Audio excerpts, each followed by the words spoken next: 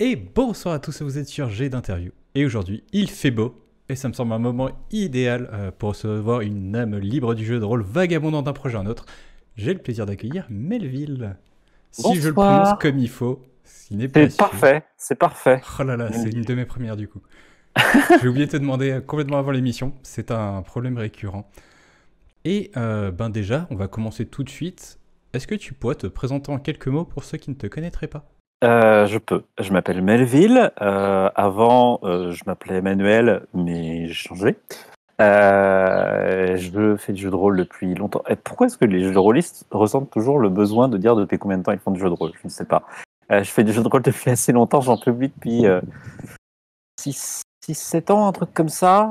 Enfin, j'avais bidouillé des trucs avant, à droite à gauche, mais j'en publie. Le premier que j'ai publié et que j'ai commercialisé, c'est sur les frontières, en publication, en impression à la demande via Lulu. J'ai participé, je sais plus si c'est dans le même temps, en tout cas c'est dans les mêmes alentours. J'avais bossé sur Rolltray avec le Grumpf et sur le Compagnon aussi. Et puis depuis, j'ai continué à faire du jeu de rôle. J'ai développé l'univers qui était un peu en prémisse dans Sur les frontières à travers d'autres jeux d'autres jeux qui sont Aux marges du pouvoir et Monstre, qui est un petit GN. L'idée c'était qu'à chaque fois les jeux c'est des jeux différents avec des mécaniques vraiment différentes qui explorent des moments et des aspects différents de cet univers. Euh, de façon générale, j'ai publié à peu près exclusivement en indépendant. La seule exception, si on peut parler d'une exception, étant Bois dormant, qui est sorti en mars aux éditions Dystopia, dans la collection Gédéric, une collection que les éditions Dystopia ouvrent, puisque à la base, c'est un éditeur de littérature, mais pas de jeux de rôle. Ils ont lancé cette année cette collection avec donc Bois dormant, Vivre avec les ronces, mon jeu, et puis le jeu de KF que je crois tu as reçu récemment, Tout à fait. qui s'appelle La La clé clé des des nuages. nuages, et qui est accompagné du jeu de Com Martin appelé La clé des songes, qui est une variante. Voilà, qui sont des très beaux jeux. Et sinon, je suis cuisinière depuis 2 ans, et voilà, c'est déjà bien. Alors, et pour répondre à ta question, je pense que c'est pour nous donner une certaine légitimité de dire qu'on fait du jeu de rôle depuis longtemps. Parce qu'on a toujours quand même un petit peu ce syndrome de l'imposteur, je pense, encore plus quand on est auteur, mais ce n'est qu'une théorie. Je reviendrai sur des anciennes interviews pour voir cela. Du coup, est-ce que tu te rappelles le premier jeu de rôle auquel tu as joué? Et est-ce que c'était une bonne partie? Oui, le premier jeu de rôle auquel j'ai joué, j'avais, je pense, 11-12 ans. C'était Donjons et Dragons. Quelle surprise. Je peux même te dire que je jouais une demi-elfe. Et alors, dans cette édition-là, je crois que les classes n'étaient pas différenciées des races, donc ça devait être juste une demi-elfe. J'avais joué avec la personne qui m'a fait découvrir le jeu de rôle, qui était c'était un peu le rascal de la classe, c'est-à-dire que j'avais rencontré en sixième. Je crois que j'ai joué, on était en cinquième, je suis pas sûr. En tout cas, lui, il avait 2 ans de retard scolairement. Pourtant, c'était quelqu'un de brillant, mais je crois avec un rapport à l'autorité et au cadrage du système scolaire un peu compliqué. Moi, j'ai plutôt le syndrome de la bonne élève, donc j'étais plutôt dans les personnes qui ont des bonnes notes, mais il se trouve qu'on s'est rencontrés sur un attrait pour les cultures de l'imaginaire, de la littérature, et je crois que c'était pour mon anniversaire où on avait passé une après-midi ensemble et il m'avait fait découvrir le jeu auquel il jouait avec ses grands frères et ses cousins. Et ça a été un coup de foudre, c'est-à-dire que je pratiquais déjà amplement les livres dont vous êtes le héros. Et puis là, j'ai vu un univers s'ouvrir devant moi où j'avais le droit de faire autre chose que prendre le chemin de droite ou le chemin de gauche, quoi. Pour toi, quels ont été les jeux qui t'ont vraiment marqué, ceux auxquels tu as joué un nombre d'heures complètement inavouable? Je ne sais pas si c'est corrélé. Les jeux qui m'ont marqué, Donjons et Dragons, je suis obligé de le mentionner pour l'entrée dans le jeu de rôle, même si dans la pratique, je suis pas sûr que c'est celui qui m'a le plus transporté. Dans ma fin d'adolescence, je jouais en club et on jouait beaucoup à Rêve de Dragon. Et j'avoue que la poésie, le rapport à la quotidienneté qu'on avait dans notre pratique de Rêve de Dragon m'a beaucoup, beaucoup parlé. Le fait que des fois, l'aventure, c'était juste traverser une forêt, faire un feu le soir, essayer de trouver à bouffer. Et en fait, je m'épanouissais pleinement là-dedans. J'avais pas besoin de grandes quêtes épiques. Et puis après, les autres gros coups de cœur sont arrivés plus tard, lorsque j'étais étudiante et au début de ma vie professionnelle, on va dire. En premier lieu, je pourrais citer Wushu, de... J'ai un horrible trou de mémoire. Quelqu'un sûrement dans le chat saura le retrouver. rectifier. En tout cas, je crois que c'est Simon Washburn, mais je suis pas sûr. Donc Wushu, où pour la première fois je voyais un jeu où plutôt que de dire ce qu'on essayait de faire, on disait ce qu'on faisait, qui ouvrait des chemins dans ma tête.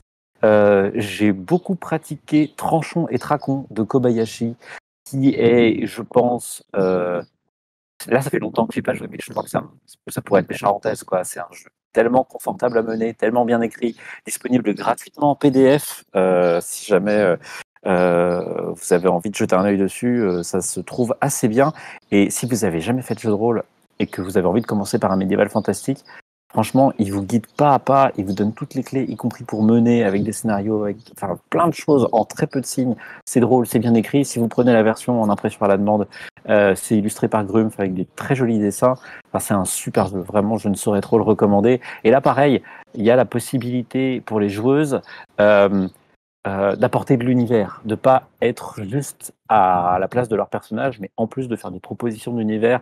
Et je crois que c'est un fil conducteur qui s'est vraiment développé et qui me parle, l'idée que les joueuses, elles font plus que réagir au scénario du meneur, mais qu'elles vont décrire aussi au-delà de leur personnage.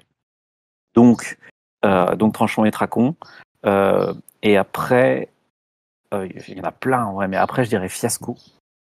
Fiasco, peut-être pas le premier jeu sans meneur auquel j'ai joué, mais, euh, mais un jeu important pour moi parce que dans un gros lâcher-prise mécanique, euh, avec d'autres types d'histoires, là on sort des cultures de l'imaginaire et on peut commencer à raconter des histoires contemporaines sans magie, des histoires de gangsters, sans surnaturel du tout.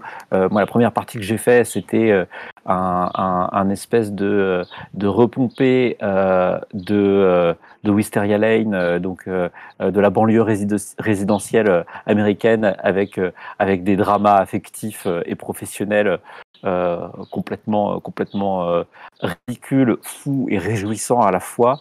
Euh, euh, Bien évidemment là-dessus arrive, enfin bien évidemment ça n'est peut-être pas pour tout le monde, mais je crois pour beaucoup de gens quand même, bien évidemment là-dessus arrive Apocalypse World, que moi j'ai découvert par l'entremise de Monster Art d'abord, mais après j'ai lu Apocalypse World et effectivement j'ai vu des gens qui disaient ça ne fait que formaliser des trucs qu'utilisaient beaucoup de meneurs. Mais en fait, ça me suffit que ça formalise, c'est-à-dire que ça apporte toute une structure hyper riche, ça repense, à mon sens, de façon très intelligente la notion de classe de perso avec ces playbooks qui ont déjà un caractère hyper typé, hyper marqué, et puis qui proposent vraiment des gameplays, et d'autant plus dans Monster Art où il y a vraiment un gameplay spécifique pour chaque playbook, c'est très riche. Et puis le découlé de Apocalypse World, jeu d'Avril Alder, c'est Dream Rescue, et puis son jeu jumeau Dream Apart, auquel j'ai pas eu l'occasion de jouer pour l'instant, mais Dream Rescue, j'y suis déjà joué à plusieurs reprises, où là, on reprend quelques éléments d'Apocalypse World, et puis on les décale vers une mécanique sans meneur et sans dés, et qui ouvre encore une autre place à la narration, encore une autre façon de raconter les histoires, et qui est le canevas ludique qui m'inspire le plus depuis 2 ans, je dirais. Voilà. Après, je pourrais en citer vraiment plein parce que je peux rajouter Pour la Reine, qui est quand même un truc de fou en termes de game design et d'accessibilité, au point qu'aujourd'hui, ça sort plutôt dans les rayons jeux de société que dans les rayons jeux de rôle. Et ça pose question à des personnes sur est-ce que c'est du jeu de rôle ou pas. Mais le premier jeu de rôle où on n'a même pas besoin de créer un personnage avant de jouer, on crée son personnage au fur et à mesure qu'on raconte des choses. C'est pas le premier, mais bref, voilà. Donc ça c'est riche. Il y a Rip and Drive de Avril Elder, qui est le jeu qui m'a fait le plus pleurer d'émotion, qui est un jeu où on joue des road trips, qui m'a inspiré pour un des jeux que j'ai écrit. Enfin voilà, il y en a vraiment plein. Je me nourris constamment, et puis en plus, moi j'ai cette sale habitude de ne pas me nourrir que de jeux de rôle, mais aussi de jeux de société, de jeux vidéo, et ce qui m'intéresse, c'est l'entrecroisement de tout ça. est-ce que tu es plutôt un joueur de campagne ou un joueur de one-shot? Alors moi, je suis plutôt une joueuse déjà, Excuse-moi. et euh, et vous inquiétez pas. D'ailleurs, je dis joueuse, mais c'est surtout pas pour exclure les garçons, hein. J'utilise le féminin inclusif, et puis comme ça, c'est facile à différencier de meneur. C'est très pratique. C'est Euh, d'ailleurs précisé dans plusieurs de tes livres et je trouve effectivement ça facilite beaucoup la lecture sur pas mal de choses. Est-ce que je suis plutôt une joueuse de one shot ou une joueuse de campagne? Écoute, l'année dernière, je t'aurais dit one shot. Cette année, j'ai envie de dire campagne parce que pour l'instant, je joue à peu près que à ça. Euh, Moi, je crois que ma zone de confort, c'est de la campagne courte, un truc qui fait moins de 10 séances. En tout cas, la plupart des jeux que j'écris, je me rends bien compte qu'une bonne partie des jeux que j'écris se jouent pas forcément en one shot, mais sur pas un très très grand nombre de sessions non plus. Et de façon générale, parce que je crois qu'on peut pas décorréler l'un de l'autre, sur des parties plutôt courtes. Des parties, moi, mais c'est lié aussi à ma pratique, je joue des parties qui se bouclent en général en 3 à 4 heures. Elles sont loin mes parties adolescentes et de jeunes adultes où on commençait à 20 heures et on terminait à 6 heures du matin. Voilà, t'es comme moi, on commence à avoir un peu de poil blanc sur la barbe et c'est le moment où effectivement on se couche plus tôt pour plein de raisons. Mais du coup, les parties sont un peu plus courtes et les jeux à mécanique légère m'ont bien aidé là-dedans parce que bah, ils permettaient de raconter beaucoup plus de choses beaucoup plus vite. Mais du coup, c'est aussi très mobilisant cérébralement, donc on a besoin de faire des pauses et puis on a besoin de faire des parties pas trop longues. Mais je sais pas, ça dépend vraiment des jeux. En fait, je cherche des expériences et si un jeu est plus adapté pour une campagne, j'irai avec plaisir en campagne. Un autre en one shot, plutôt en one shot, mais c'est vraiment très très corrélé au jeu et c'est variable. Est-ce que tu es plutôt personnage prétiré ou création de personnage? Ah, elles sont trop bien ces questions. Je crois que j'aime bien les personnages prétirés. Et puis il y a aussi ce truc, et c'est pour ça que moi je suis tombé en amour devant des jeux comme Dream Rescue, c'est qu'il y a cette espèce d'hybridation avec les playbooks où on a une part de personnalisation, mais dans un cadre déjà bien fixé, avec déjà un caractère bien identifié. Je crois que j'aime bien les pré-tirés, et pour moi, on n'est pas très très loin. Où voilà, où il y a un peu de jeu dedans, c'est l'idéal. Je fais On, que des réponses de Normande, on alors que je suis reste breton. dans la même veine. Tu préfères maîtriser ou jouer? Alors, c'est quoi la différence? Maîtriser, on va plutôt raconter une histoire. Jouer, on va jouer dans l'histoire. Aujourd'hui, Tu 80% de ma préfères être pratique. réalisateur ou actrice? Aujourd'hui, je dirais 80% de ma pratique, c'est des jeux sans meneur ou tous meneurs, je sais pas comment on dit, mais en tout cas, ce mur-là n'existe plus trop. Euh, euh, pour des questions de confort mental, je crois que je préfère, quand je joue dans des jeux avec meneur, je préfère être joueuse parce que c'est moins de travail et que je suis paresseuse. Euh, mais je suis souvent meneuse parce que j'ai très envie de faire découvrir des jeux. Et j'aime bien faire découvrir le jeu de rôle à des gens qui n'ont jamais joué. Il y a très très souvent à mes tables des gens qui n'ont jamais fait de jeu de rôle ou qui ont arrêté il y a un certain temps pour plein de raisons. Et puis c'est l'occasion de réessayer. Euh, et, et bah, de fait, je me retrouve être meneuse. Et puis, pareil, quand j'écris des jeux avec meneur et qu'il faut que je les playteste, bah, il y a pas mal de cas où je me retrouve à mener. Mais ouais, moi, mon confort, c'est vraiment les jeux sans meneur où on fait un peu des deux. Ok, ben ça ressemble un petit peu à la réponse que m'avaient donnée Simon et Manon Lee, donc Ah, c'est normal, on est un peu issus de la même tribu. tout à fait. Une tribu un petit peu alternative au niveau de ses courants. Donc maintenant, on va essayer de voir un cadre tout à fait réaliste. Si tu souffrais d'une terrible malédiction qui ne te permettrait de ne jouer qu'à un seul jeu de rôle et qui ne serait pas un des tiens et qu'on ne pourrait en créer aucun autre, lequel ce serait? Oh putain, c'est dégueulasse comme question. Si je pouvais jouer qu'à un seul jeu de rôle, qu'on pouvait en créer aucun autre, j'ai envie de dire Fiasco, mais c'est presque triché parce que à Fiasco, tu changes le cadre et tu changes le contexte, tu vois. Mais je pense que Fiasco, ça pourrait le faire en fait, pour moi. Mais écoute, Fiasco, ça me va parce que d'habitude, les gens trichent en regardant leur ludothèque non loin et je me doute qu'elle n'est pas à l'extérieur. Donc bon, ça passe. Ouais, non, Fiasco, mais avec plein de cadres. Alors, t'as déjà un petit peu répondu à cette question avec Tranchement et Tracon, mais quel jeu tu conseillerais pour débuter dans le jeu de rôle? On a vraiment Tranchant et Tracon, je pense que c'est super. Si on veut faire un jeu de rôle qui ressemble à à l'image d'Épinal qu'on a du jeu de rôle, je pense que c'est ce qui s'approche le plus en ouvrant quand même pas mal de liberté. Le meneur lance jamais de dés, par exemple. Et il le faisait avant Apocalypse World. Mais le meneur lance jamais de dés. Il y a des classes, il y a des races, c'est du Medfan. Donc Tranchant et Tracon, c'est vraiment cool si vous voulez commencer sur un cadre Medfan sécurisant. Si vous vous en foutez, je pense que pour l'arène est idéal parce que là vraiment en 5 minutes tout le monde connaît les règles et on joue. Il y a pour moi il n'y a aucune des difficultés techniques qui sont un coup d'accès fort en termes de découverte du jeu de rôle, à savoir la maîtrise des règles, la maîtrise de l'univers, le temps de création de personnages qui est vécu par un certain nombre de personnes comme une espèce de corvée à faire avant de vraiment pouvoir jouer. Donc non, ça me paraît un super jeu pour faire découvrir le jeu de rôle à des gens qui n'ont jamais joué. Et pour les personnes qui, j'en cite plein, et pour les personnes qui n'ont pas d'appétence pour, les cultures de l'imaginaire, à nouveau, je vais reciter mes fiascos, ça marche hyper bien. Si vous aimez un tant soit peu les films des frères Cohen, mais vous allez kiffer votre race, vraiment. Alors, encore une question qui généralement est plutôt facile. Quelle est la meilleure chose à propos du jeu de rôle? La coopération.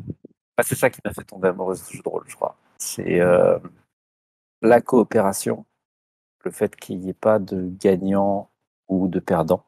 Évidemment, la place à l'imaginaire et au fait de pouvoir co-créer ensemble une histoire.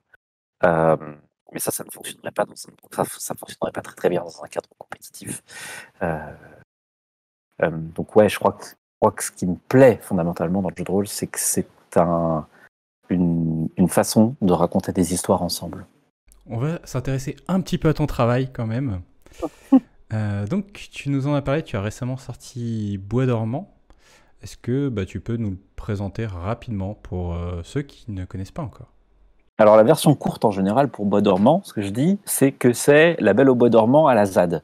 Je vais rentrer un peu plus dans les détails, mais le principe est déjà là.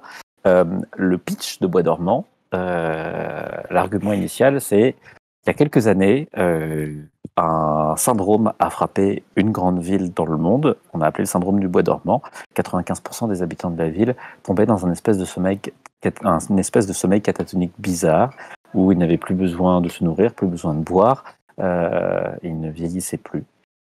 Et du coup, le gouvernement du pays dans lequel se situait la ville en question a mis un embargo sur la ville, un embargo total des biens, des personnes, des informations. Bref, elle est ceinturée, clôturée, enfermée.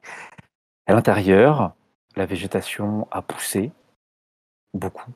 On raconte depuis quelque temps que les esprits, espèces d'esprits totémiques des bâtiments importants de la ville commencent à s'éveiller. C'est une rumeur qui traîne. Et nous, on joue des membres, pas les seuls, mais des membres d'une communauté pacifique qui essaye de vivre, de fonctionner, d'inventer un nouveau rapport à l'autre dans cet endroit où tout le monde n'est pas pacifique, loin s'en faut.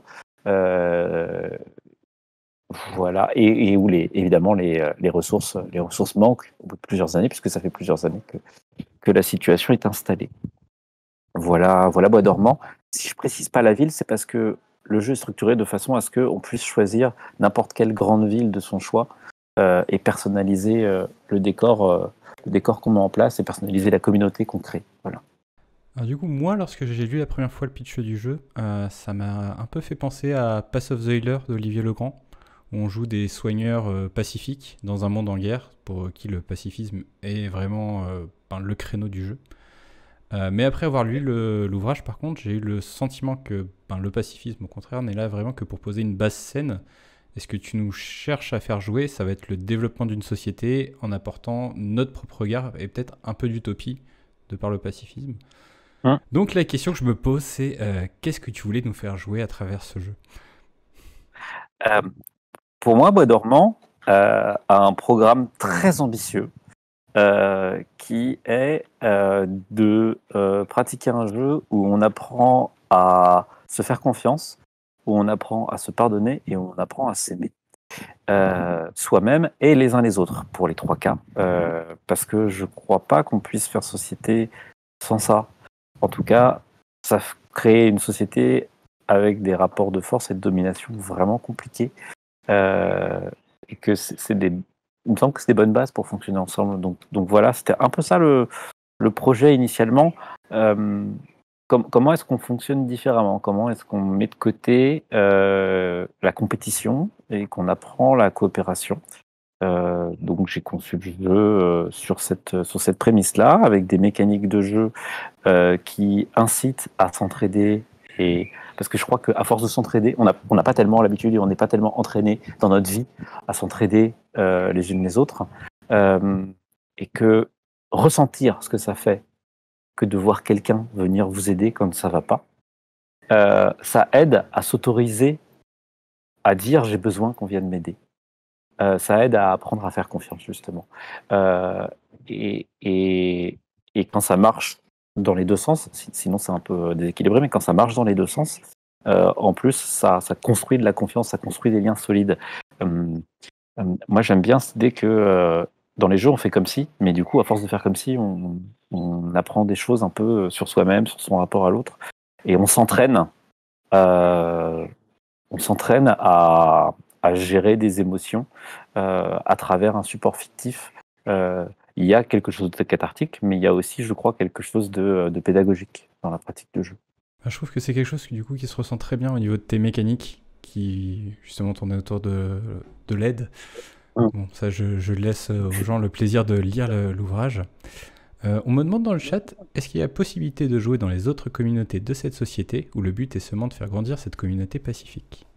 Alors, c'est pas nécessairement grandir, c'est vivre. La communauté, on l'a créée. Je propose pas de jouer des gens qui prennent les armes et qui forment des gangs. C'est pas mon propos. Je crois qu'il y a suffisamment de jeux qui le font. Je n'ai pas de nom en tête, mais je pense que ça existe suffisamment ailleurs. Moi, par exemple, je propose pas de jouer. Excusez-moi.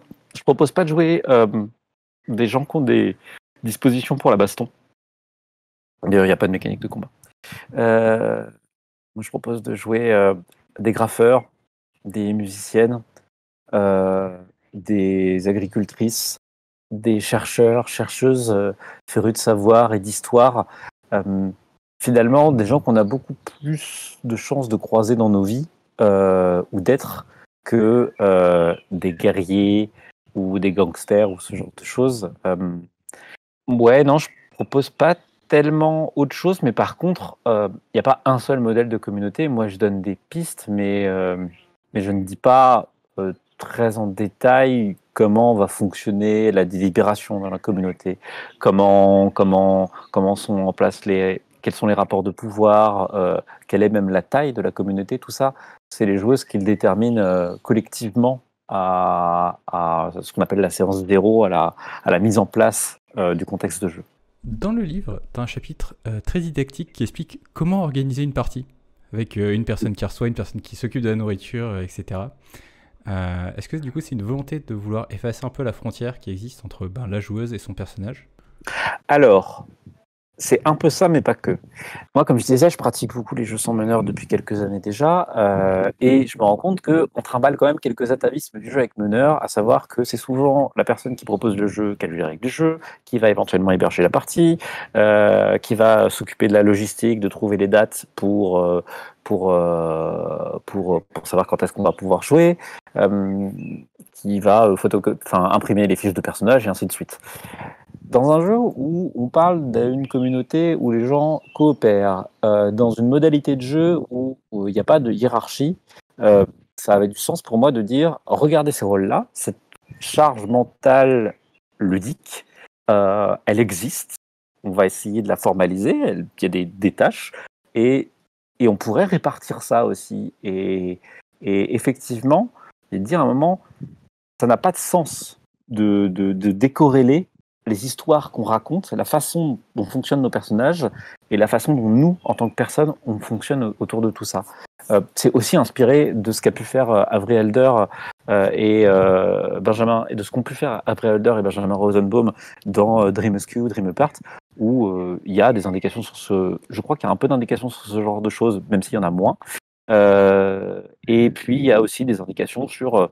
Il y a des recettes de cuisine, de qu'est-ce qu'on peut faire à manger pour se mettre dans l'ambiance du jeu. Euh, pour moi, ça a du sens de parler de tout ça, de dire la partie de jeu de rôle, c'est pas seulement ce qu'on raconte, c'est aussi le contexte dans lequel on joue. Tu nous l'as dit un peu plus tôt, le jeu est sorti donc chez Dystopia qui commence une nouvelle gamme de jeux de rôle. Ben, comment tu en es venu à travailler avec eux? Les deux personnes qui dirigent la collection J'y dirige chez Dystopia, c'est Eugénie Bidet et Anaïs Villecoq. Moi, je connais bien Eugénie, un peu moins Anaïs, mais je connais bien Eugénie. Eugénie, c'est la personne qui tient le blog Je ne suis pas MJ, mais que si vous ne l'avez jamais consulté, allez-y dès la fin de cette interview, pas tout de suite maintenant parce qu'on a encore des trucs à raconter, mais dès la fin de cette interview parce que c'est passionnant, c'est très riche et ça, elle fait de la théorie de joueuse. Ça a été la première en France, je crois, à le faire. On avait déjà beaucoup de théories autour de la conception de jeu, autour du fait de mener, mais pas tellement autour du fait de jouer. Elle a apporté beaucoup de choses. Moi, je trouve ça très riche. Il se trouve qu'elle a fait partie des playtesteuses de Bois dormant et que le jeu lui a beaucoup plu. Et quand s'est présentée l'opportunité de créer une collection de jeux de rôle au sein des éditions Dystopia, elle est venue voir les personnes qui avaient déjà écrit, enfin qui avaient écrit des jeux, qui lui avaient parlé, donc KF et moi, et elle nous a proposé de publier ces jeux-là dans la collection. Dans les deux cas, les jeux étaient écrits avant. Il y a eu un peu de travail après, évidemment, mais les jeux existaient déjà, étaient déjà écrits, étaient déjà bien avancés. Donc, ça, c'était pas un travail de commande. C'était pas juste, elle n'est pas venue me voir moi en tant que personne, elle est venue chercher un jeu qui lui avait parlé. Les illustrations et la couverture ont été réalisées par Je suis une légume, il me semble. Oui. C'est un choix de ta part ou c'est de la maison d'édition? Enfin, comment t'en es venu Alors, c'est un choix de ma part. Il se trouve que Je suis une légume est une amie. On a déjà fait des jeux ensemble dans d'autres cadres, notamment un jeu de société dans le cadre de la Global Game Jam 2020. Un jeu qui s'appelle Couple Trouble, qui est un jeu de communication assez con mais très drôle. Voilà. Enfin, en tout cas, on a essayé. Et c'est une amie. Et on ne savait pas trop vers où ça allait tourner en termes d'illustration. Moi, je savais que je voulais de la ville, de l'humain et de la végétation. Et puis, à ce moment-là, je connaissais pas Je suis une légume depuis très longtemps, mais j'ai découvert son travail juste au moment où on cherchait quelqu'un pour faire les illustrations, et son style me parlait beaucoup, me semblait bien correspondre à ce qu'il y avait à faire dans le cadre de Bois dormant. Donc j'ai dit à Eugénie, écoute, regarde ça, qu'est-ce que t'en penses? Moi, j'ai l'impression que ça pourrait être cool. Et Eugénie était d'accord avec moi, et Anaïs aussi. Et du coup, et Marie, et Je suis une légume a été d'accord aussi pour faire les illustrations. Donc voilà comment ça s'est mis en place. C'est un peu moi qui ai fait la connexion. Et au vu du résultat, je suis très contente. Voilà. Je comprends. Je les ai trouvés également particulièrement réussis. Et fort à propos. L'idée, c'était quand même d'avoir... mais je crois que ça se voit aussi dans le travail graphique qui a été fait autour de la clé des nuages. Pour moi, Dystopia, dans ses publications habituelles, et ça se retrouve dans JDRI, est une maison d'édition qui est spécialisée dans le pas de côté. Et je trouve que là, dans ce qu'il propose en termes de jeux de rôle, on a deux jeux sans meneur, avec des thématiques qui sont pas très très habituelles en jeu de rôle, enfin qui s'éloignent un peu des sentiers battus, et de fait avec une approche graphique un peu différente aussi, et puis l'approche de format un peu différente aussi, et je trouve que c'est cohérent finalement de faire un pas de côté sur tout. Alors, histoire que cette interview ne dure pas non plus 6 heures, on va faire un petit saut. On va s'attarder sur un autre jeu, plutôt une série de jeux que tu as fait, la série des couleurs de l'amitié, donc, qui est une série dont le 4e volet vient de sortir, qui est intitulé Les Bourgeons. Mais on va quand même commencer par le commencement, 3 jours de soleil, donc, qui est le premier, oui, où on y joue des adolescents qui partent faire un camping, et c'est tout. Il n'y a pas de conflit, il n'y a pas de secret, il n'y a pas d'horreur, quoi que ce soit de ce genre. On est vraiment sur un pur jeu feel good qui peut remplacer un week-end à la campagne au cas où il pleut. Qu'est-ce qui t'a donné envie de faire un jeu aussi purement tranche de vie? C'est un jeu vidéo qui m'a donné envie d'écrire ce jeu de rôle. C'est le jeu vidéo Wide Ocean Big Jacket. Donc, je n'ai plus la, comment dire, la boîte de publication, ni les auteurs. C'est mal de ma part, mais j'ai mis les références dans le jeu quand même. Mais qui est un jeu vidéo qui a un peu cette prémisse-là aussi, un peu tranche de vie, pas tout à fait de la même façon. Et puis je l'ai écrit dans le courant de l'été 2020. Alors je ne sais pas si vous êtes au courant, mais en 2020, les gens n'ont pas eu beaucoup l'occasion de se retrouver. Et je crois que ça a fait du bien à des gens. Moi, j'étais contente de l'écrire. Et puis, comme je disais, hein, c'est des choses qui m'ont plu dès mes parties de Rêve de Dragon, il n'y a pas loin de 20 ans. Ces morceaux de tranche de vie, je me suis dit, en fait, on peut juste raconter ça. Et c'est chouette. Et puis, j'aime énormément des films comme... c'est une des références, mais The Breakfast Club, par exemple. Et pour moi, c'était aussi un hommage à ce film-là.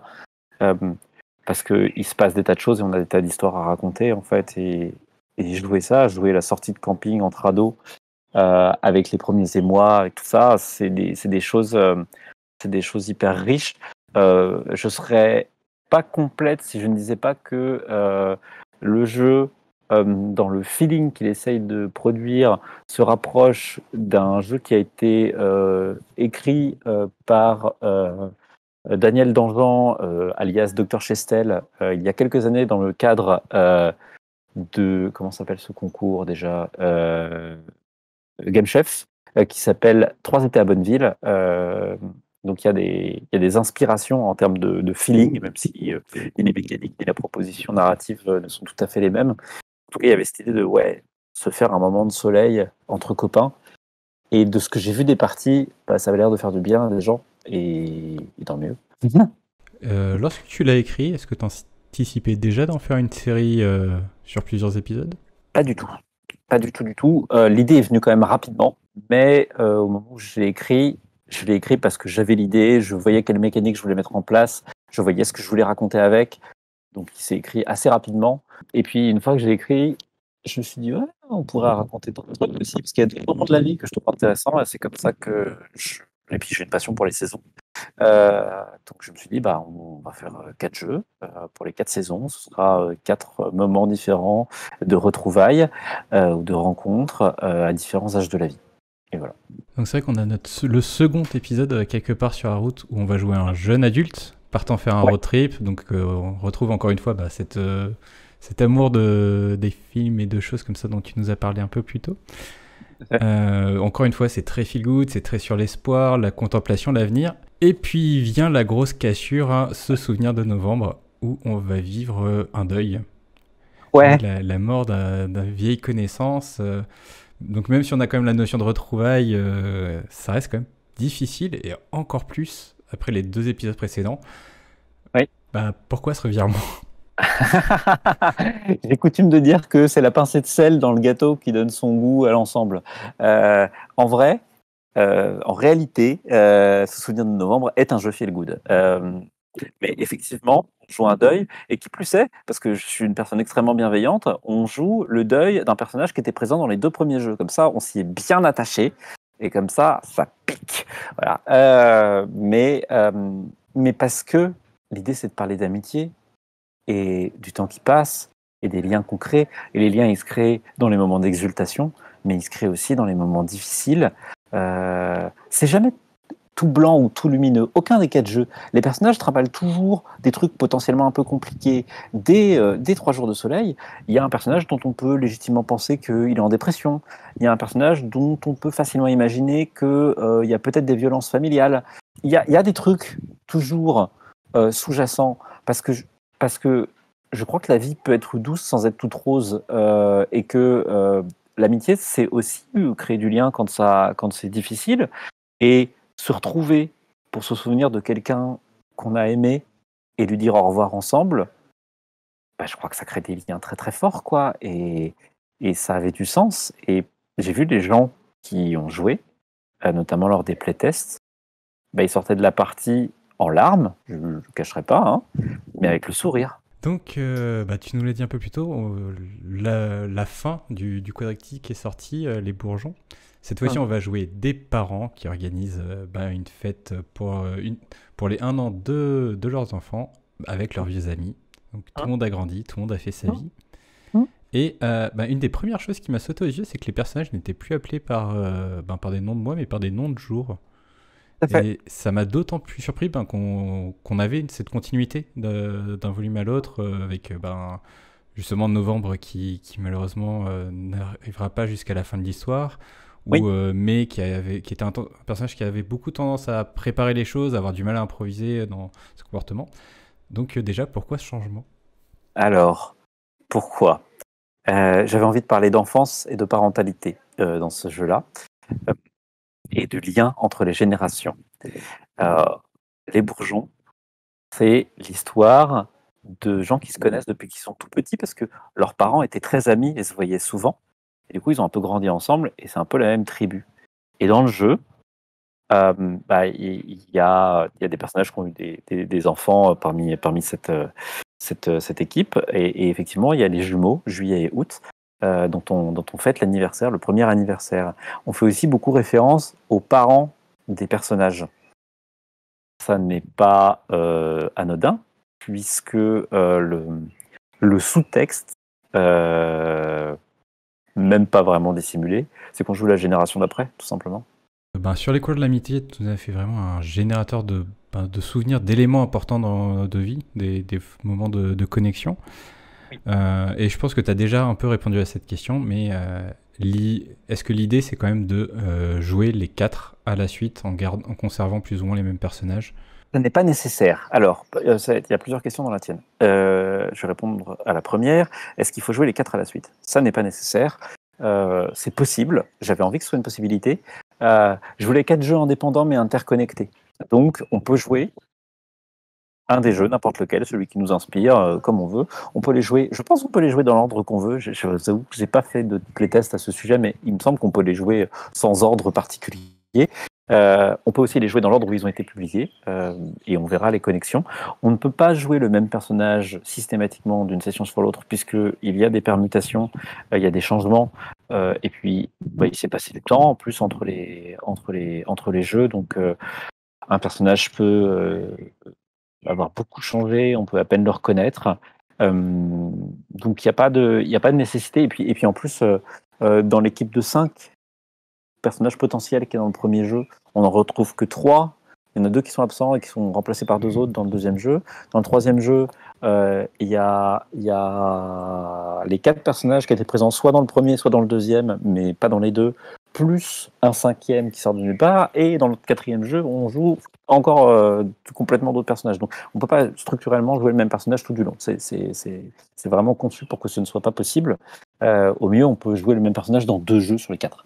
Euh, donc, euh, donc voilà, on peut jouer les 4, on peut les jouer indépendamment, on peut jouer les 4 en changeant de personnage à chaque fois, on peut retrouver le même personnage entre 2 jeux si on a envie de rejouer 2 fois le même personnage, euh, mais le personnage sera potentiellement bien différent d'un jeu sur l'autre, parce que ça reste pas les mêmes playbooks, même si c'est les mêmes noms, et même si moi j'ai construit des filiations.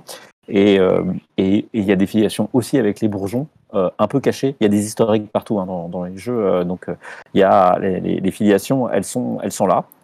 On pourrait savoir potentiellement qui est l'enfant de qui si on cherche un petit peu. C'est à peine dissimulé. Euh, mais en tout cas, ouais, c'est pas une campagne. C'est 4 jeux, vraiment. Qui partagent le même univers au final. C'est ça. C'est ça.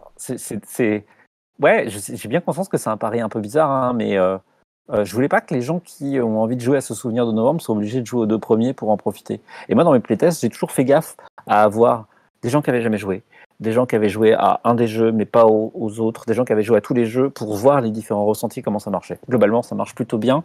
Peut-être le plus délicat, c'est les bourgeons si on n'a joué à aucun des précédents, mais même ça, je suis pas certaine. Est-ce qu'on peut considérer que le jeu est un hack de lui-même, vu que la forme reste toujours la même, même au niveau de la mise en page qui est très très proche, mais alors que le fond change par contre radicalement? Alors, c'est un hack de DreamSQ. J'ai repris des mécaniques et une façon de fonctionner de DreamSQ avec le fait qu'on a des livrets de personnages, mais on a aussi des livrets d'éléments de contexte et on peut s'emparer. En gros, on est meneur quand on joue sur tel ou tel élément du décor. Typiquement, dans 3 jours de soleil, on peut être meneur sur la nuit ou sur le terrain, le campement, sachant qu'en plus on est meneur temporairement parce que la fiche qui va avec et les guides qui vont avec, on va être amené à les prendre, mais à les repasser à quelqu'un d'autre en fonction des circonstances. Donc ça c'est vraiment des choses qui viennent de DreamSQ que j'ai repris. Après, un hack de lui-même, oui, enfin, c'est 4 jeux avec la même mécanique. Et effectivement, l'enjeu, c'était d'avoir, enfin, que ça fasse. On voit bien que c'était un cycle, que c'était un tout. Donc, c'est la même mise en page avec une couleur thématique pour chacun des jeux. Mais sinon, c'est exactement la même logique de mise en page avec les mêmes fonds, la même structuration. Les explications de règles sont les mêmes puisque c'est les mêmes jeux. Enfin, c'est les mêmes jeux. C'est exactement les mêmes mécaniques. L'avantage, c'est que si effectivement on veut jouer les 4, on n'a pas à réapprendre les mécaniques d'une fois sur l'autre. On a juste à s'approprier les nouvelles fiches de jeu, parce qu'il y a déjà du travail en soi. Mais voilà, non, pour moi, c'est vraiment une série. C'est vraiment une série de 4 jeux avec le même système, quoi. Du coup, vu que ça a été fortement inspiré par les saisons, je suppose qu'il n'y aura pas de 5e opus. C'est fini. Sauf si on invente une 5e saison, mais ça n'est pas entre mes mains. Pour le coup, faut aller voir des autorités supérieures, je crois. Donc si on a une 5e saison, c'est envisageable. C'est noté. Voilà. Maintenant, vous en discutez avec les gens qui font le calendrier. On va quand même parler un petit peu aussi de tes autres productions, parce que tu fais beaucoup de choses, et tu as fait beaucoup de choses en tout cas. Bah oui, je suis cuisinière et on est en temps de Covid, donc il faut bien que je m'occupe. Voilà. Donc on a parlé des couleurs de l'amitié qui respirent le soleil et la joie de vivre, mais tu vas aussi dans d'autres extrêmes, je pense notamment à The Underground Tables, où on joue des clochards à cheval entre deux mondes. Et du coup, j'ai un sentiment que tu as un certain goût pour les extrêmes dans tes jeux. Ah, je saurais pas dire. Je sais juste que je suis follement amoureuse de Neil Gaiman et de ses écrits. Que Neverwhere a été un immense coup de cœur quand j'ai découvert et que j'avais envie d'y rendre hommage. Et comme j'ai pas tellement une culture de la licence et de dire je vais faire le jeu de rôle Neverwhere ou les machins, ce qui est un peu con de ma part parce que globalement j'ai cru comprendre que c'était des choses qui se vendaient bien et moi je n'aime manifestement je j'ai pas la strat là-dessus, mais du coup j'ai voulu faire un hommage à Neverwhere qui prennent une patte un petit peu différente. En vrai, c'est un jeu que j'ai écrit il y a 3-4 ans facilement, The Underground Table, mais à l'époque, j'avais pas la maîtrise des outils graphiques que j'ai aujourd'hui, donc je savais ce que je voulais faire, mais je n'en avais pas la capacité. Et quand j'ai eu la capacité, du coup, j'ai finalisé le jeu et puis j'ai pu le publier. Je l'avais écrit en anglais, donc il est sorti d'abord en anglais et suite à quelques demandes, je me suis dit allez hop là, on va faire la traduction. J'ai fait la traduction, j'ai sorti en français. Mais donc oui, là effectivement, je sais pas si c'est lié à des périodes ou quoi. Le jeu est plus sombre. Hein. On joue des gens dont on ne sait pas si c'est des clochards fous ou des espèces de chevaliers arthuriens des souterrains et des égouts. En tout cas, il y a cette bizarrerie là. Moi, c'est l'urban fantasy qui me plaît, celle qui est vraiment urbaine et qui me prend plus du merveilleux que du fantastique. Ou en tout cas, où on ne sait jamais trop si on se situe dans l'un ou dans l'autre, quoi. Tu as fait des jeux très courts, comme Inoubliable, qui tient sur une page recto verso. Oui. Tu as fait des jeux très longs et détaillés, comme Summer Camp, qui fait pas loin des 300 pages.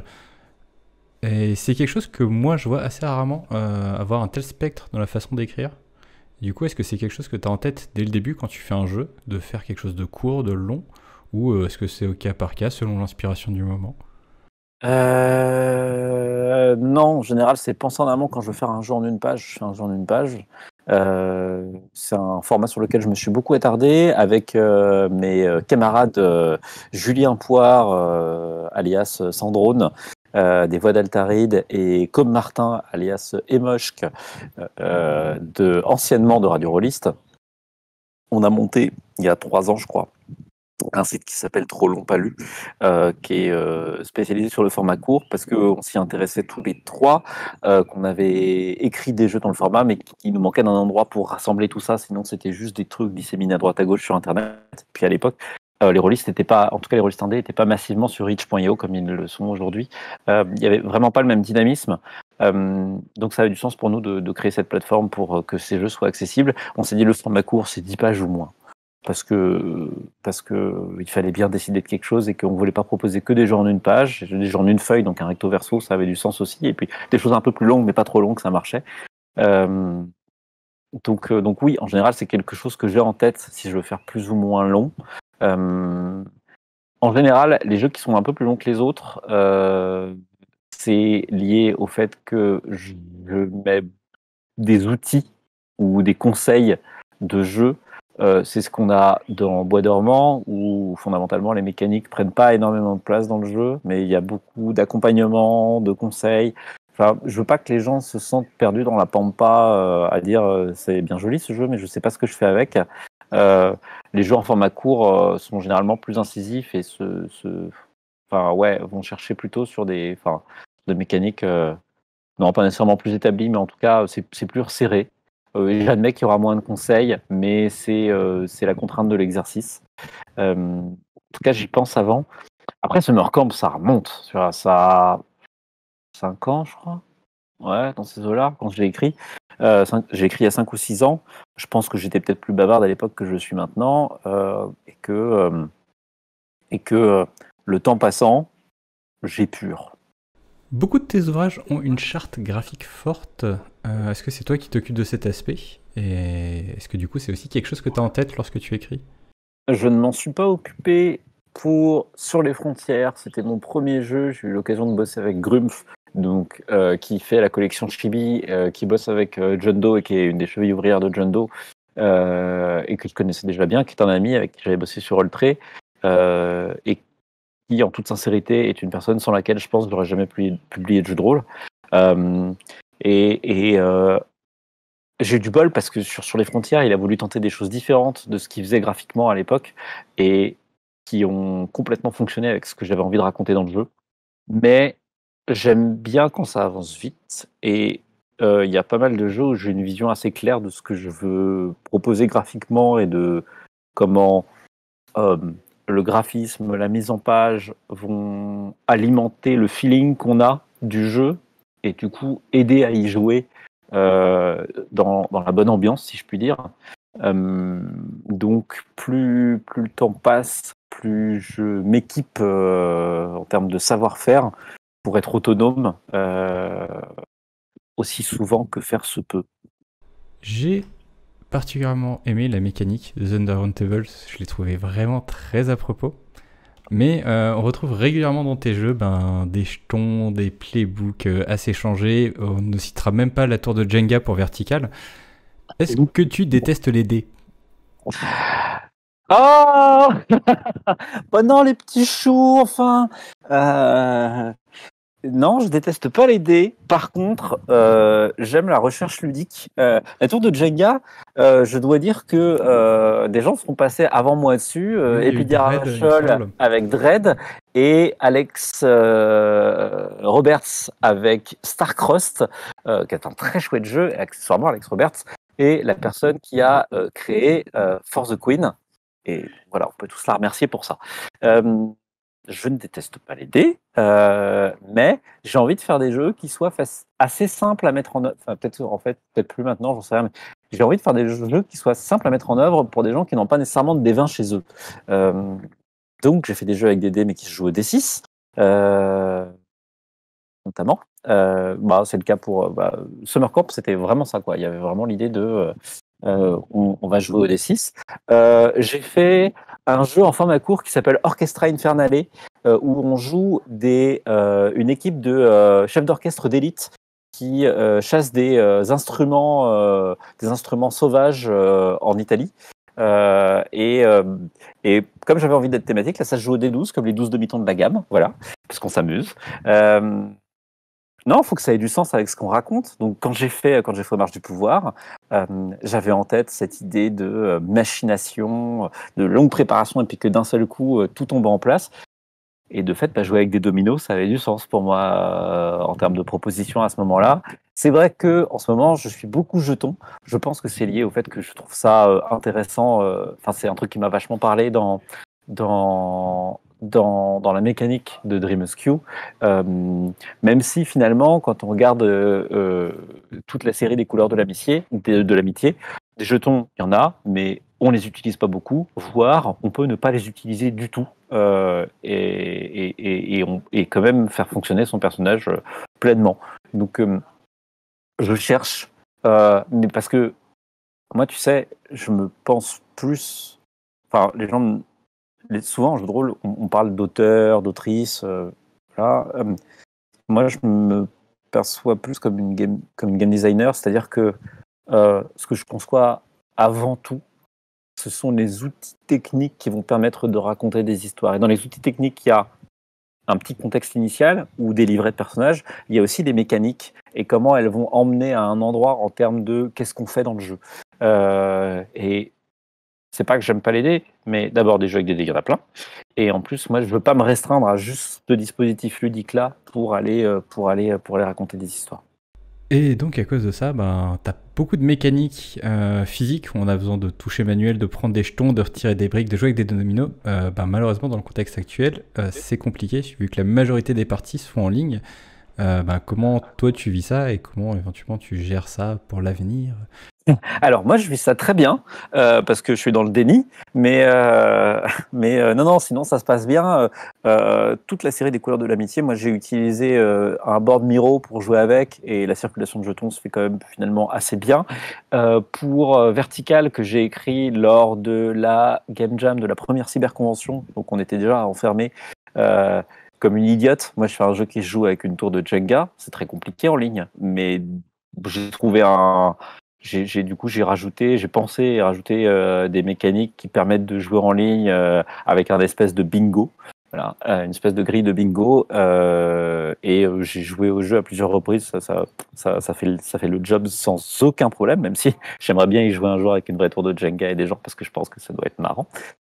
J'ai déjà expérimenté dans d'autres jeux et je sais quelle tension ça met d'avoir tiré la brique. Donc j'ai envie de le voir pour ce jeu où on joue des personnes qui escaladent en plus. Voilà, pour se casser la gueule, c'est marrant. Mais voilà, dans l'ensemble, mon prochain jeu, il joue aussi avec plein de jetons. Enfin, un de mes prochains jeux, il joue aussi avec plein de jetons. Mais aujourd'hui, on a plein de systèmes de tables virtuelles qui font amplement le boulot pour pas avoir trop à se poser la question. Probablement qu'on y perd un peu en physicalité. Mais bon, that's life, j'ai envie de dire.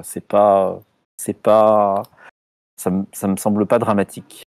Donc, ça aussi, on en a un petit peu parlé précédemment. On retrouve de façon récurrente certains thèmes dans tes jeux. Je pense notamment à la nature, les saisons. On parle aussi souvent de couleurs. Est-ce que c'est des thèmes qui te tiennent particulièrement à cœur ou est-ce que c'est simplement ce qui t'inspire? Je crois que les saisons, ça m'inspire beaucoup.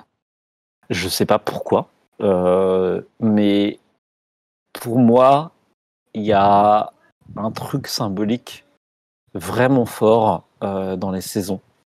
Si je devais faire un jeu super-héroïque, je pense que ce serait une équipe de 4, un peu à la 4 fantastique, mais au lieu que ce soit les 4 éléments, ce serait les 4 saisons, tu vois. Je trouve que ça... J'aime bien les éléments symboliques qui peuvent raconter plein de choses. Et il y en a plein qui sont très exploités, notamment les éléments. Il y a un certain nombre de jeux qui tournent vraiment là-dessus. Et ouais, je crois qu'avec les saisons, il y a un truc riche.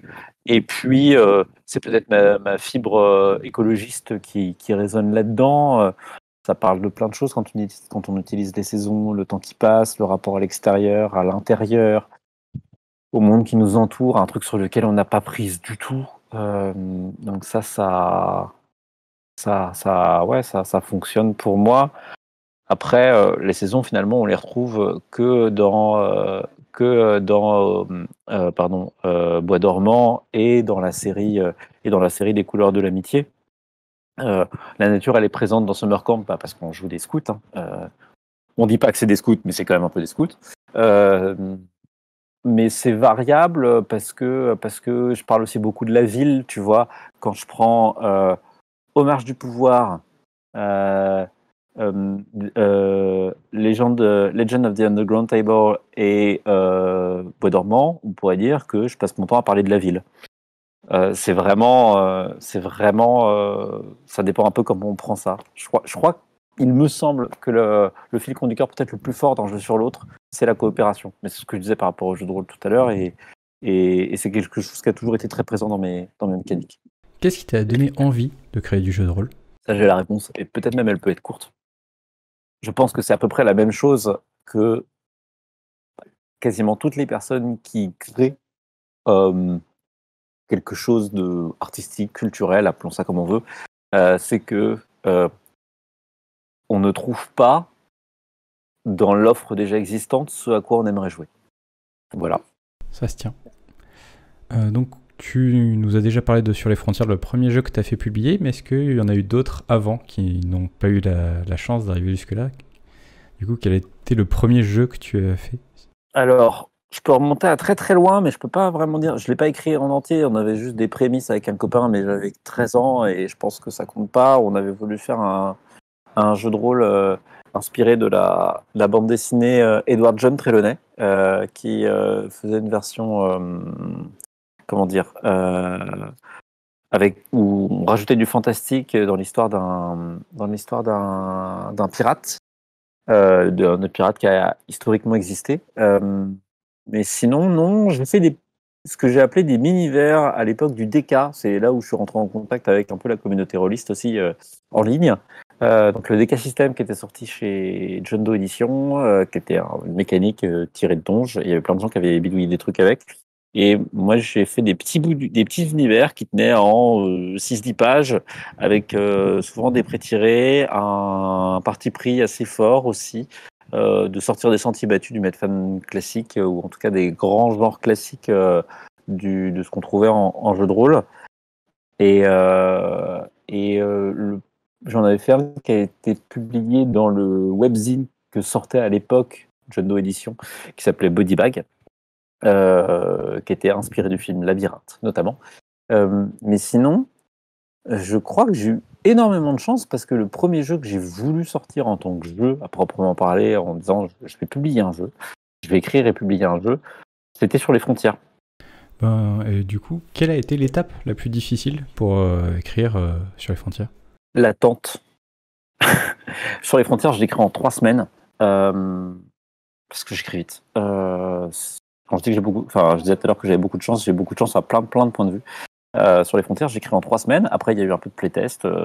Ça se passait plutôt bien, même si à l'époque, j'avais des retours. On n'avait pas beaucoup de pratique à l'époque avec les personnes avec qui je jouais du playtest. Ça impliquait le fait que les retours n'étaient pas forcément hyper pertinents, notamment avec. J'ai eu des conseils marketing de oui, mais un jeu comme ça ne peut pas marcher parce que les gens ils veulent pas jouer un jeu où on peut mourir n'importe quand et le reste de la campagne on va jouer un fantôme. Enfin voilà, il y avait plein de trucs. Alors j'ai surtout rien à reprocher aux personnes qui m'ont dit ça parce qu'on a eu de longues discussions de débrief, y compris des retours de playtest, et on a appris des tas de choses, et ces personnes ont écrit des jeux depuis, et c'est des personnes qui sont très chères à mon cœur, et qui font partie, peut-être un peu moins maintenant, mais qui ont beaucoup fait partie de mes équipes de playtesters, et qui sont des sparring partners créatifs et intellectuels hyper valeureux, judicieux. Mais ouais, la partie la plus difficile, ça a été l'attente. Et encore, sur les frontières, c'était pas très très long, mais parce que justement, j'ai bossé avec Grumpf, il avait quand même pas que moi à s'occuper. Donc, moi qui avais écrit mon jeu en 3 semaines, j'ai attendu 1 mois et demi pour avoir les dessins, ce qui est rien du tout, hein, rien du tout. Il a été très très vite. Mais je trépignais. C'est vrai pour Summer Camp. Summer Camp, pour le coup, Camille Méran, qui a fait les illustrations de Summer Camp, elle a une vie bien remplie sinon. Du coup, elle a mis beaucoup de temps à faire les illustrations de Summer Camp, d'où le fait qu'on ait sorti le premier bivouac avant Summer Camp qui nécessitait moins de dessins. Ça permettait un peu de patienter, parce que moi, le jeu, il était déjà écrit, mais je peux te dire qu'il y a des suppléments qui sont écrits depuis 4 ans, ils sont mis en page, je n'attends plus que les dessins pour les sortir. Et cette attente-là, elle est douloureuse quand on a envie de raconter plein de choses, mais que quand on a écrit un truc il y a 5 ans, on n'a plus tellement la tête à s'en occuper maintenant. C'est aussi pour ça que j'ai développé des compétences graphiques et de mise en page qui me permettent d'être autonome et de sortir des trucs au rythme où j'ai envie, sans être dépendante de quelqu'un d'autre qui n'a pas que ça à foutre de ses journées. Du coup, est-ce que tu as des conseils pour quelqu'un qui voudrait écrire son jeu de rôle? Est-ce que j'ai des conseils pour quelqu'un qui voudrait écrire son jeu de rôle? Ne pas essayer de refaire un jeu de rôle déjà existant. Ne pas le faire pour l'argent, parce que ça ne marche pas. Faire court, faire des playtests, beaucoup. Et quand je dis faire des playtests, c'est écrire le jeu, confier ce qu'on a écrit à quelqu'un d'autre, rien dire, et dire à la personne, fais jouer à ça, et dites-moi comment ça se passe pour vous. Ça, c'est un playtest. Sinon, c'est jouer à sa table en modifiant les règles sans même s'en rendre compte. Donc ça, c'est vraiment important. Et on n'arrive pas forcément à cette étape-là dès le début. D'abord, on stabilise avec sa table, mais une fois qu'on a l'impression qu'il y a un truc qui marche vraiment, sur lequel on est tranquille, il faut le faire tester par quelqu'un qui n'a que ce qu'on a écrit pour faire marcher. Et quand je dis quelqu'un, idéalement pas une personne, genre 5, 6, 7 personnes, des tables. C'est un gros taf, c'est long, mais ça vaut vraiment le coup, surtout si vous avez des mécaniques un peu poussées. Et puis épurer. Le design, ça consiste pas tellement à ajouter des choses, mais surtout à en enlever. Donc quand vous faites votre partie, quand vous faites vos parties, toutes vos parties de test, là, regardez toutes ces mécaniques qui servent jamais, virez-les. Voilà, virez-les, gardez ce qui sert. Et surtout, gardez en tête ce que vous voulez raconter avec votre jeu. Ce qui est important pour vous dans votre jeu. Et faites tourner votre jeu autour de ça. Tu as vaguement évoqué, tu avais déjà d'autres projets en préparation. Est-ce que tu as envie de nous teaser un petit peu ou est-ce que tu nous gardes ça pour une autre fois? Oui, je peux vous teaser un petit peu. Je peux vous dire 3 trucs. Le premier, on a parlé des couleurs de l'amitié. On va faire un actual play des 4 jeux des couleurs de l'amitié. Je serai joueuse dedans avec 4 autres personnes. Une super équipe, vraiment des gens avec qui j'ai déjà eu l'occasion de jouer. Je leur mets à fond la pression en disant partout qu'ils sont super, mais c'est vrai. Et surtout, on va faire ça sur le Twitch, une personne dont le pseudo sur Internet est la fille d'à côté, qui est photographe et qui fait facilitatrice graphique. Voilà, c'est ça le nom. C'est-à-dire qu'elle fait des dessins en live pendant des conférences pour illustrer et clarifier, expliquer les explications. Et là, elle va dessiner en live ce qu'on raconte pendant qu'on joue. On va faire ça à partir de la deuxième quinzaine d'avril. Il y aura une session tous les 15 jours. Là, on fera 4 sessions, peut-être une 5e pour papoter avec les gens après. Mais en tout cas, on va faire les 4 jeux. Donc ce sera en live. Je mettrai des liens pour présenter tout ça avec du coup un actual play dessiné en direct. Et j'avoue que ça m'excite énormément comme perspective. Donc ça, c'est le premier truc. Le deuxième truc, c'est que... alors, c'est pas encore complètement confirmé, mais j'ai bossé cet hiver avec une romancière qui a écrit un bouquin de fantasy, fantastique, très chouette, et qui voulait qu'il y ait du jeu de rôle avec, et du coup j'ai créé mon premier jeu de rôle solo qui accompagnera, si tout se passe bien, ce bouquin. Alors c'est en train de se mettre en place, je peux pas en dire beaucoup plus que ça malheureusement, mais si vous me suivez un peu sur les réseaux, vous en entendrez parler si ça se concrétise. En tout cas, le jeu est écrit et je suis assez contente du résultat. Et puis j'avais envie de me confronter à cet exercice du jeu de rôle solo, à savoir cette fois-ci une personne, donc la distinction meneur-joueuse là, elle vole en éclats évidemment. Ça, c'est le deuxième truc. Et puis le troisième, qui est assez certain, va juste falloir que je bosse dessus et finaliser les playtests et faire tout ce qui est mise en page et graphisme, justement. C'est un de mes prochains jeux qui s'appelle l'Insurrection, qui est un jeu pour raconter des révolutions. qui se joue de 6 à 8 joueuses. Donc, voilà, c'est un format encore un peu spécial. C'est à nouveau avec des jetons de toutes les couleurs. Et là, en gros, c'est un jeu où, dans les conditions idéales, on joue où il y a 4 meneurs et 4 joueuses, si on peut dire, plus ou moins. Euh, et qui peut permettre de jouer des révolutions aussi bien dans la banlieue londonienne des années 80 que dans des forêts elfiques, loin dans nos univers imaginaires, mais en racontant à la fois les petites histoires des personnes qui sont prises au milieu de ces grands événements et en même temps les grands mouvements historiques de tout ça. Un jeu assez vénère. Bon, alors je vais présumer un peu, mais j'ai l'impression que tu aimes beaucoup les livrets de personnages, euh, dont chose qui a été, je pense, pas mal démocratisée avec les jeux Apocalypse World. Non. Est-ce que du coup tu as des jeux Apocalypse World que tu apprécies plus que d'autres? Est-ce que j'ai des jeux... Alors, en général, ceux qui ont des mécaniques légères, c'est mes préférés, parce qu'il y a des jeux Apocalypse World où il y a 15 000 moves dans tous les sens, avec des livrets enfin voilà, où on a 3 à 4 livrets. Donc, souvent, j'aime bien les choses assez épurées. De fait, je trouve que Monster Heart est vraiment, vraiment bien. Et je dis pas ça parce que Avery Alder est une personne merveilleuse, mais parce qu'en plus le jeu est top, quoi. Il est hyper clair. Il est peut-être presque plus clair que Apocalypse World en termes d'explication de comment fonctionne une partie. Donc Monster Heart, vraiment, mangez-en. Et pourtant, je n'ai pas d'appétence pour Twilight et pas tant pour Buffy. Mais moi, quand j'ai Monster Heart, du coup, j'avais envie de jouer. Après, j'étais plutôt Monster of the Week si on veut jouer à Buffy. Ouais, c'est un point de vue. Donc voilà, Monster Heart. En ce moment, je joue à Apocalypse Keys de Jamila R. Nedjadi, qui est une créatrice de jeux des Philippines. Et Apocalypse Keys est un jeu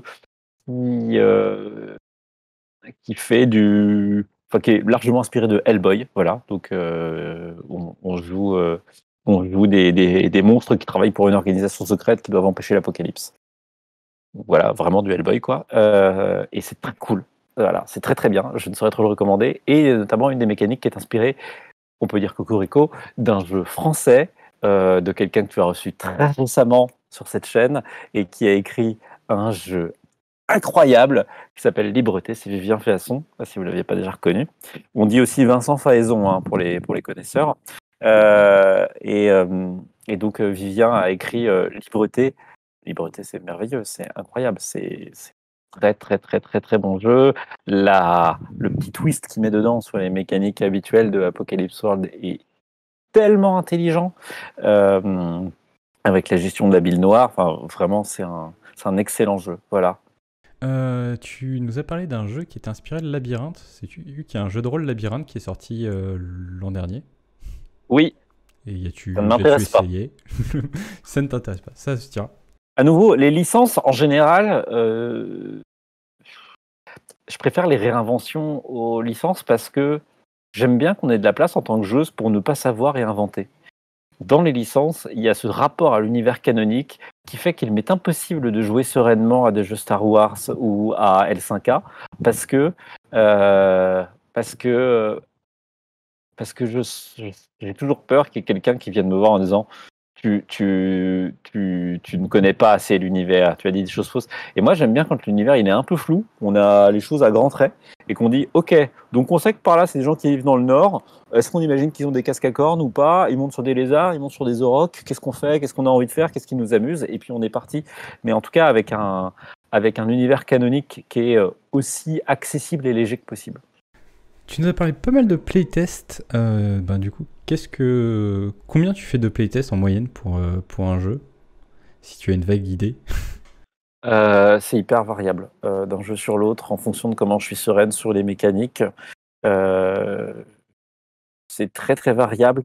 Summer Camp et Aux Marches du Pouvoir ont nécessité chacun environ 6 mois de playtest à raison d'une partie entre toutes les semaines et tous les 15 jours.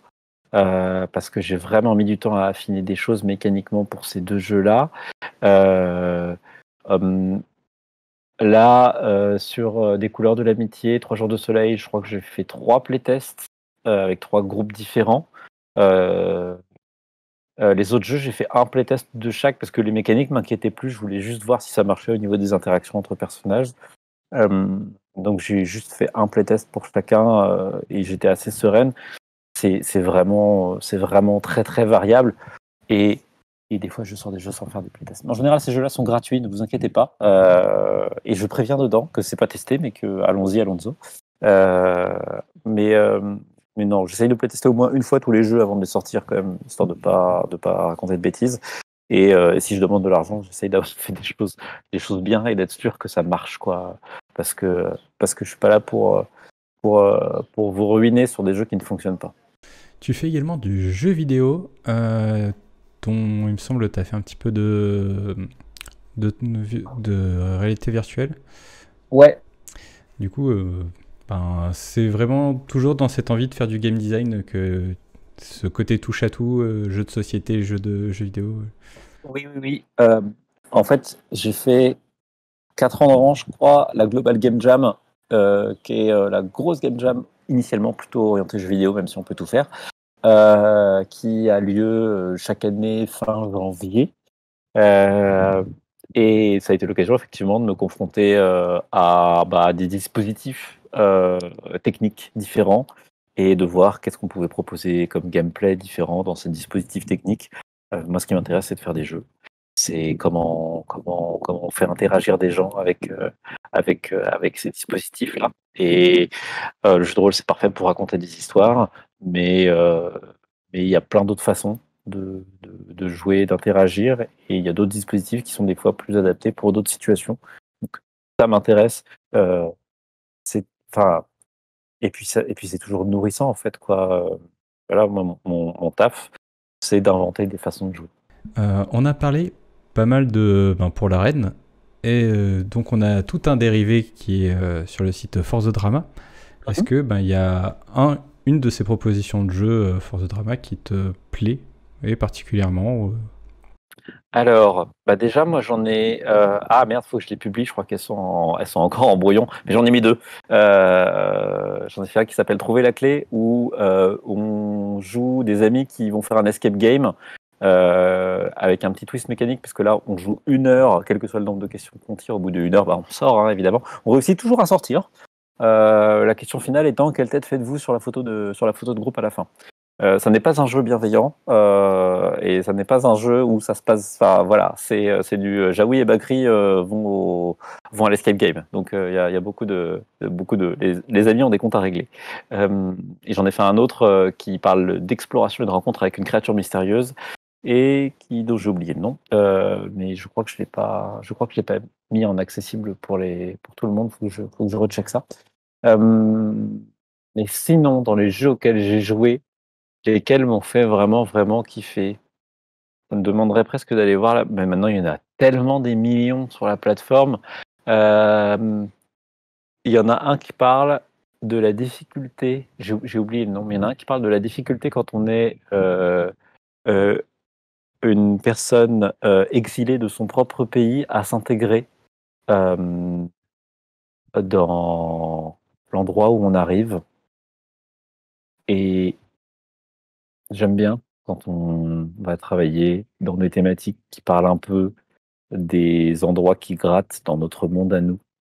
Euh, c'est chouette le jeu de rôle pour s'échapper mentalement, euh, mais j'ai l'impression qu'il y a trop d'urgence et trop de choses qu'il est important de regarder en face pour se dire que c'est OK de continuellement détourner le regard et que si les jeux, c'est faire comme si, peut-être ça peut nous donner un peu d'empathie pour des gens qui sont autour de nous et qu'on présente comme des dangers alors que c'est des êtres humains. Voilà. Je n'ai plus le nom du jeu en tête, ça m'embête beaucoup. mais j'imagine qu'on pourra le trouver en lien. En tout cas, c'était un vraiment beau jeu et je crois qu'on a besoin de jeux comme ça aussi, de jeux qui sont en prise avec le réel.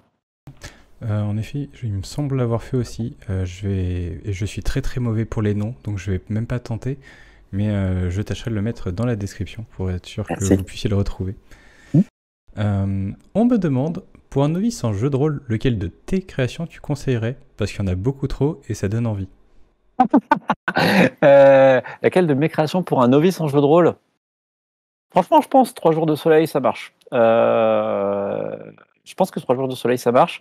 Sinon, Summer Camp, ça marche très bien. J'ai pu le vérifier. Ça marche très bien. En plus, l'aspect graphique fait que ça peut attirer des publics qui ne sont pas forcément très très rôlistes à la base. Alors, il y a Premier Bivouac, qui est une sorte de kit de découverte, on va dire, qui est vite lu, donc vite accessible, avec une campagne intégrée, tout ce qu'il faut. Ça permet de se faire une petite idée. Summer Camp est un peu plus velu. Mais ce qu'il y a en plus, c'est beaucoup de choses pour ou personnaliser ses personnages et son camp, ou aussi beaucoup de conseils pour pouvoir créer des scénarios sur le pouce, pour inventer des mystères, pour mener, pour s'aider, pour faire des descriptions. Enfin bref, j'essaye vraiment de donner les clés pour que les gens puissent mener facilement, parce que faire du jeu de rôle, moi je trouve que se mettre au jeu de rôle, c'est pas très très compliqué. L'endroit où ça peut l'être un petit peu, c'est mener une partie quand on n'a jamais mené de partie, quand on n'a jamais fait de jeu de rôle du tout. Et je pense que c'est là où il peut y avoir effectivement des conseils pertinents. Donc je pense que Summer Camp, ça peut bien fonctionner. 3 jours de soleil, il y a un peu moins de conseils, mais le jeu est suffisamment chill pour que ça marche aussi. Voilà. À mon avis, c'est les plus accessibles comme ça d'instinct quand on a jamais fait de jeu de rôle, je pense. Bien écoute, je crois que c'est tout pour nous. Merci beaucoup d'avoir participé à cette interview, d'avoir pris le Merci à temps toi. de jouer cet après-midi. Est-ce que du coup tu as un mot de la fin pour nous, pour tout le monde? Eh ben, j'ai envie de dire bon courage à tout le monde. En ce moment, on fait des trucs un peu bizarres, compliqués, inattendus. Je suis rarement encourageant dans ces moments-là parce que m'est avis que des moments bizarres, compliqués, inattendus, on va en avoir quelques autres dans les 2-3 décennies à venir. Donc, il faut se préparer à l'imprévu. Euh, mais, euh, mais regardez autour de vous les gens qui vous entourent, identifiez les gens qui vous font du bien et soyez bons et bonnes avec eux et elles. Bien sûr, c'est vraiment très joli mot de la fin. Je vous dis à une prochaine. Merci encore d'avoir participé cet après-midi. Et bye bye. Au revoir.